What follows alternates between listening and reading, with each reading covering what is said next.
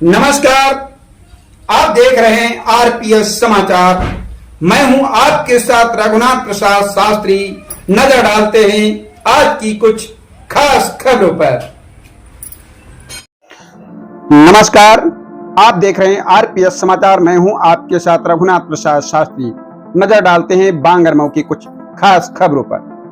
बांगरमऊ नगर के मोहल्ला न्यू कटरा स्थित मां दुर्गा मंदिर प्रांगण में आयोजित श्रीमद् भागवत कथा में कन्नौज के विख्यात कथावाचक आचार्य मुरारी कृष्ण पांडे ने श्रोता भक्तों को ध्रुव चरित्र और जड़ भरत की कथा सुनाई।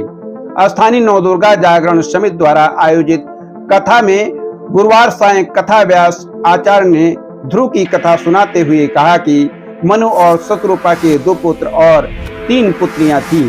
पुत्रों के नाम प्रियव्रत और उत्तानपाद थे। राजा उत्तानपाद की 2 रानियां थीं। एक का नाम सुरुचि और दूसरी का नाम सुनीति था।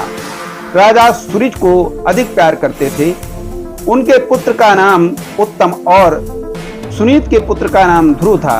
बालक ध्रुव एक बार पिता की गोद में बैठने की जिद करने लगता है, लेकिन सुरुचि उसे पिता की गोद में बैठने नहीं देती है। ध्रुव रोता हुआ सुनीत को सारी बात बताता है। माँ की आंखों में आंसू आ जाते हैं और वह ध्रुव को भगवान के शरण में जाने को कहती हैं। 5 वर्ष का बालक ध्रुव राज छोड़कर वन में तपस्या के लिए चला जाता है।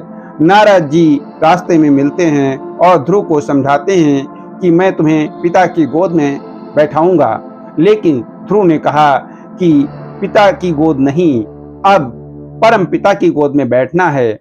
यह कहकर कठिन तपस्या से भगवान को प्रसन्न कर लेता है। इसी क्रम में जड़ भरत की कथा सुनाते हुए आचार्य ने कहा, जड़ भरत का प्रकृत नाम भरत था, जो पूर्व जन्म में स्वयंवंशी ऋषभदेव के पुत्र थे। मृग के छौने में तन्मय हो जाने के कारण इनका ज्ञान अवरुद्ध हो गया था और वे जड़ भरत हो गए, जिससे जड़ भरत कहलाए। जड़ भरत की कथा विष्णु पुराण के 2 भाग में भागवत पुराण के 5म कांड में आती है।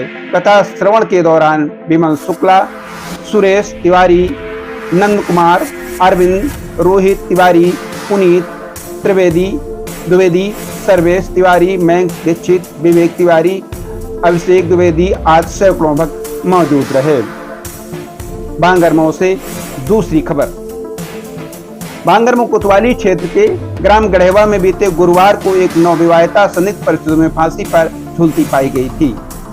मृतका के चाचा ने ससुराली जनों के विरुद्ध दहेज की मांग पूरी न होने पर भतीजी की हत्या कर 100 लटका देने के तय रिपोर्ट दर्ज कराई थी। कोतवाली बांगरमऊ के ग्राम सितवाही निवासी रामेश्वर पुत्र विजयी द्वारा दर्ज कराई गई रिपोर्ट में कहा गया कि उसके भाई प्रसादी की मृत्यु हो चुकी है। उसने करीब 10 माह पूर्व अपने मृतक भाई प्रसादी की पुत्री संजना की शादी ग्राम मुंडा गढ़ेवा निवासी बैजू के पुत्र पप्पू के साथ शादी के बाद ससुराली जन 1 लाख रुपए और मोटरसाइकिल मायके से दहेज में लाने के लिए भतीजी संजना पर दबाव बनाकर प्रताड़ित करने लगे। बीते गुरुवार को ससुराली जनों ने उसकी भतीजी संजना की हत्या कर उसे फांसी के फंदे पर लटका दिया। मृतका के चाचा ने पति पप्पू, ससुर बैजू, सास रामजान की ननद बिटोली के खिलाफ रिपोर्ट दर्ज कराई है।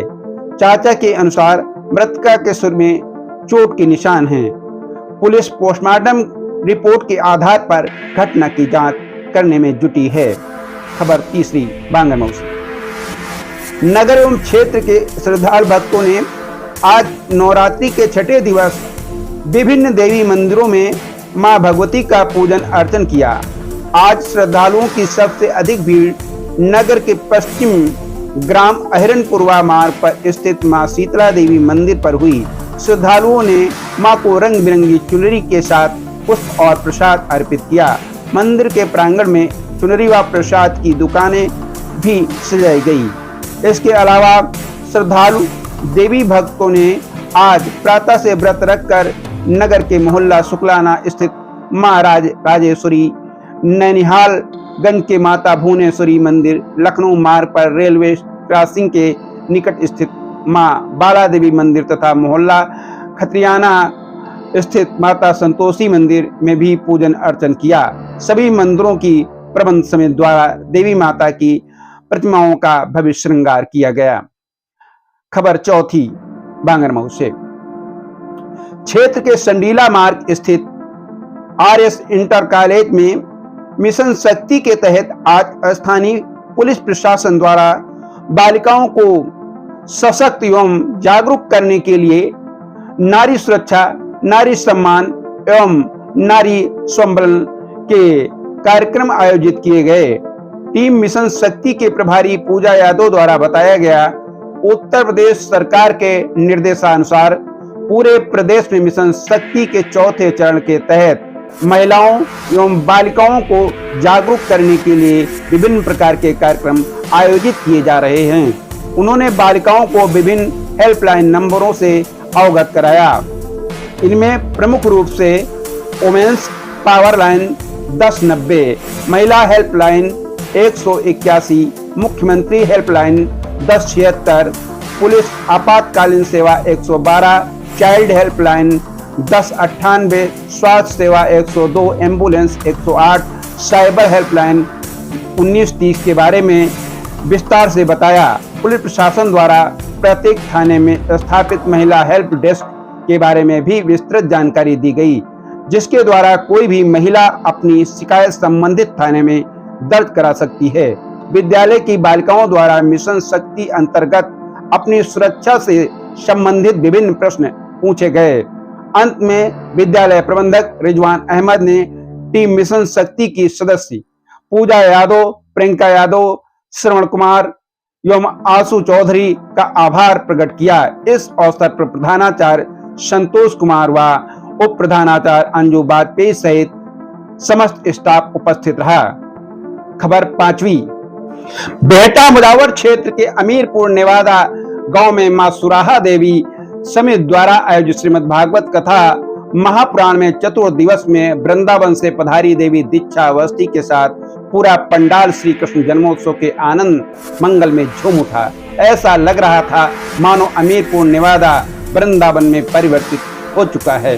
श्री कृष्ण जन्मोत्सव के साथ देवी दीक्षा ने भगवान राम के जीवन पर भी प्रकाश डालकर कहा कि किस प्रकार अपने पिता के वचनों को सार्थक करने के लिए श्री राम बालाकाल वस्त्र पहनकर वन की ओर प्रस्थान कर जाते हैं। उन्होंने कहा कि श्री राम कथा प्रयोग का विषय हर व्यक्ति को श्री राम कथा से कुछ सीख कर और उसको अपने जीवन में धारण करना चाहिए।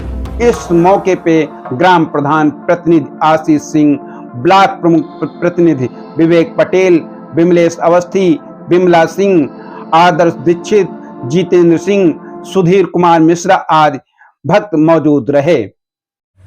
अब तक के लिए बस इतना ही। फिर मिलेंगे किसी बड़ी खबर के साथ। तब तक के लिए नमस्कार। देखते रहिए आरपीएस समाचार।